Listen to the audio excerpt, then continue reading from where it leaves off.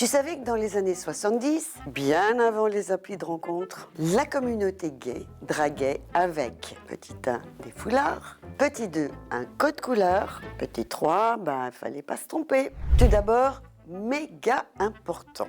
La première règle de la drague avec bandana, c'est qu'il doit être attaché au pantalon.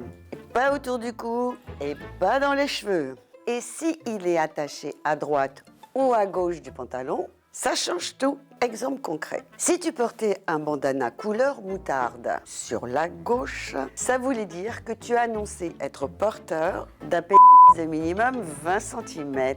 Bon, ou simplement que tu étais un gros vantard. Mais si tu portais ce même bandana sur la droite, ça voulait dire que tu étais à la recherche d'un particulièrement imposant. D'où l'importance de ne pas confondre sa droite et sa gauche. Un autre exemple, très précis cette fois. Si tu portais un bandana turquoise à gauche, eh bien tu cherchais un 69, mais en étant au-dessus. Alors qu'à droite, tu cherchais aussi un 69, mais en étant en dessous.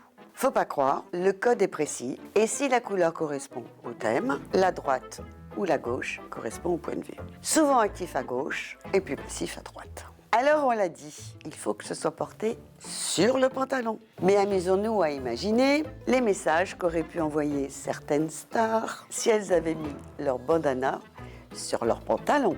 Par exemple, Renaud et son bandana rouge auraient annoncé être amateurs d'une pratique extrême. Je vous laisse checker ça. Alors Tupac et son bandana noir auraient été portés sur le sadomasochisme. Et Axl Rose et son bandana orange auraient annoncé être ouverts à tout. Plus sérieusement, Bruce Springsteen. Bon, alors ça, chaque fois, je bute. Bruce Springsteen. Mais non, j'y arrive pas, je fais des grimaces. Bruce Springsteen rend hommage à ce code du foulard sur la pochette de son album Born in the USA. Quant à Peaches, elle en parle carrément dans son morceau Enki Code. Traduisez le code du mouchoir. Extrait.